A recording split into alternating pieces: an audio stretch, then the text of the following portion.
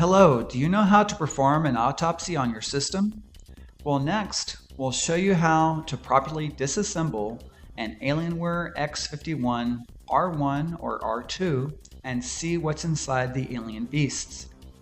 Before starting, remember to check out the safety precautions and ESD protection video listed below, or simply click on the video now.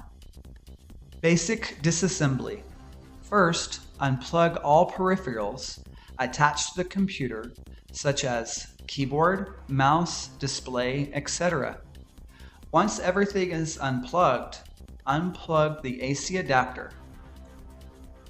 To open the side panel, lay the system down on its right side. There is a screw on the back of the system securing the left side panel. Remove this screw. Carefully and gently push the left side cover towards the front of the system. Apply enough force just to release the left side cover. Carefully flip the left side cover towards the top of the chassis. Do not pull the side cover right away from the system chassis, since the lighting board cable needs to be removed. Disconnect the lighting board cable and completely remove the side cover. To remove the optical drive, disconnect the cable from the optical drive. Then remove the screw securing the optical drive and cage to the system chassis. Slide the optical drive and cage away from the front of the system and remove. The optical drive is enclosed in a cage. To remove it, remove the two screws on the left securing the optical drive to the cage. Then just slide the optical drive out through the rear of the optical drive cage. To remove the video card, remove the two screws securing the video card cage to the system chassis. Pull up the video card cage. Carefully flip the video card cage to reveal the video card underneath it. Unlatch the retention piece on the cage. Disconnect the video card power cables from the video card and then remove it. There will be one or two cables depending on your video card model. The video card is enclosed in a cage. To take it out, unlatch the retention piece on the cage. Now turn around the card and locate the PCI Express slot latch. While pressing down this latch, pull up the video card carefully. To remove the CPU fan duct, remove the two screws securing it to the system, then just pull it up. To remove the wireless card, unplug the wireless card antennas. Then remove the screw that secures the wireless card. Finally, remove the wireless card. If you have an X51 R2 configured with an MSA TA drive, then it will be located in the same slot instead of the wireless card.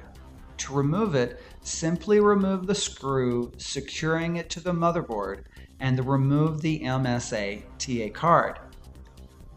To remove the CMOS battery, unplug the cable that connects it to the motherboard and then detach the battery from the audio port backplate. The X51 R2 has an optional dual hard drive cage. To remove it, first unplug the hard drive connector from the top hard drive. If you have a single drive, there is no need to do this. Now remove the screw that secures the cage to the chassis. Finally, slide the cage towards the front of the system.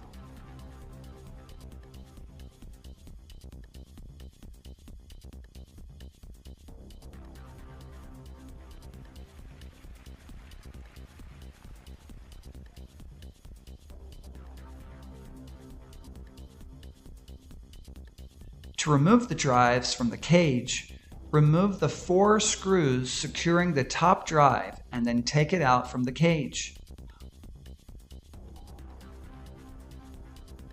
For the bottom drive, remove the 4 screws. Now slide the drive to disconnect it. To remove the memory, gently push the memory latches located on one side of the modules. Now pull out the memory modules one at a time. Advanced Disassembly. To remove the CPU heatsink, disconnect the CPU fan from the motherboard. Then unscrew the 4 screws that are securing the CPU heatsink. This will not come out completely as they are spring-loaded. Pull up the heatsink carefully and remove it. To remove the processor, press and push the release lever down and out to release it from the tab that secures it. Now open the processor cover. Finally, remove the processor from the system board. Be careful not to touch the bottom of the CPU or the CPU socket at any time. To remove the motherboard, unplug the CPU power cable and the front I/O board USB cable from the system board. Also disconnect the power SATA power board, front I/O, and PCI fan cables from the system board. Take note of the routing so you can replace the cables. Now remove the 4 screws securing the system board to the system chassis.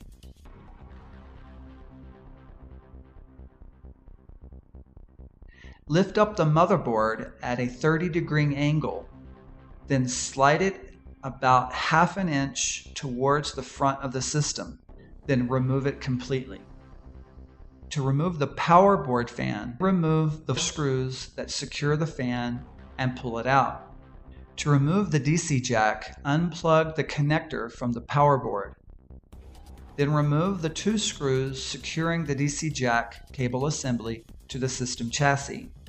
Finally, remove the cable from the chassis.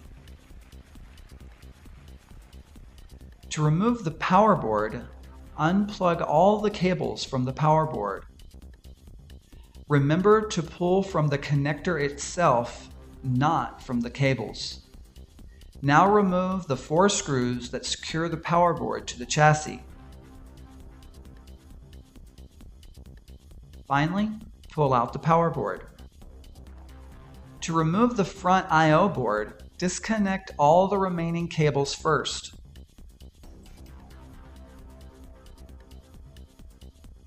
Then remove the 2 screws securing the board to the chassis. To remove it, pull it away from the chassis. To remove the right side panel, you might need to move aside the cables to see the screw securing the panel to the chassis.